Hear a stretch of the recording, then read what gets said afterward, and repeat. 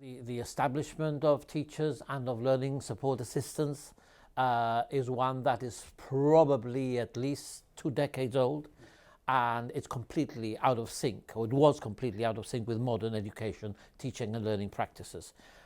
We also have more pupils. It's about 1,000 more pupils in schools now than there were 10 years ago. We have more special needs children, and therefore we had to reflect that. So these teachers have been taken on an ad hoc supply basis over the years. So it's not that they weren't there and we weren't paying for them, but the teachers and the SNLSAs didn't have the stability that a permanent contract has. And that was clearly something that we didn't see could continue for a long period of time. And the Teachers Union also has been campaigning for this, and therefore we've taken this, I think, very important and very significant step. As you say, the 97 teachers that will now be made full-time have been employed on an ad hoc and supply basis. Does this apply to all 97? There will be, yes, at least 97 who have been employed on a supply basis. Some of them had short-term, fixed-term contracts. Some of them had rolling contracts, but they didn't have a permanent contract. So they felt insecure.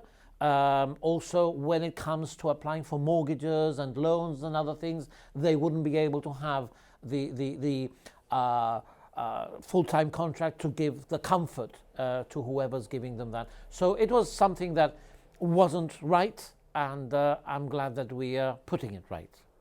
So 97 new posts represents a 26% increase. There's an even larger number of LSAs coming in. Does this also reflect people who have been working in these roles on a temporary basis, or has a need for more LSAs been identified? Yes, absolutely. They've been on a supply basis. The numbers have increased, as I've said, because of larger number of children, mixed ability teaching, a greater number of special needs children identified, and they were there in the classroom, but they didn't have stability, and this is what we wanted to put right. You've said that this will not increase the cost of education to the taxpayer. How will this work out? Will there be no cost at all incurred in the upgraded roles from supply to the steadier forms of employment? That's right. The cost of the taxpayer has been slow for the last 10 years or so because these people have been brought in order to support our children. But the cost, the expense was already there. It was already being paid for.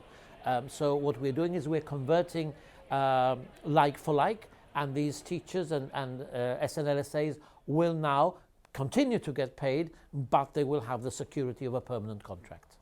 But does this account for perhaps social insurance, pension payments, that sort of thing? Yes. Essentially, it will be like for like. Okay. And well, the supply list does provide a role, obviously, when a teacher's off sick, when a teacher has to be replaced for whatever reason. Is there still going to be a supply list? Are there more teachers that will remain on the supply list? Yes, clearly. But now it becomes a real supply. It becomes real cover for temporary absences. If it's an illness, if it's maternity, for example, that process will still be there, but it will be reflecting these short-term needs and not covering, for example, a longer-term need like the need to have an additional class because of the growth in size of a particular school, which becomes something on the never-never. So there will be supply work, but very, very carefully monitored and only for these short-term needs. I mean, it does beg the question, if it's so easily done and was so necessary, why is it taking this long? Why now? Well, I felt that this has been needed for quite some time now. But clearly the whole process does take time by looking at numbers, by analysing which are the actual numbers that we have to fix the complement in, by just checking that the cost is already accounted for and so on. And this process takes time, and it's taken until now, but I'm very glad that it's happened. So, as you said, this won't clear the supply list. Do you anticipate that the supply list will now consist of retirees, as it has in the past, or newly qualified teachers? It can be both. There will be fewer called in, as I explained, for short-term purposes, and it could be retired teachers, but it's more likely to be young, recently qualified teachers.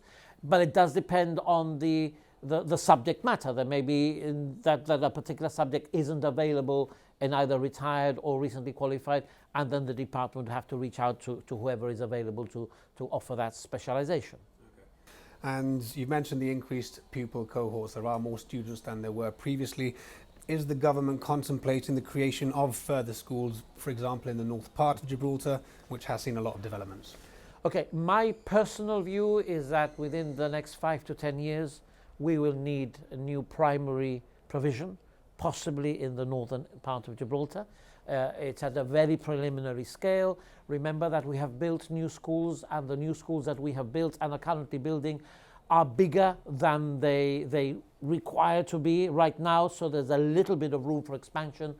But at the current rate of increase of the number of children in Gibraltar, within 5 to 10 years, I think it's likely we will need new primary schools, not secondary schools, because those are well catered in the new comprehensives.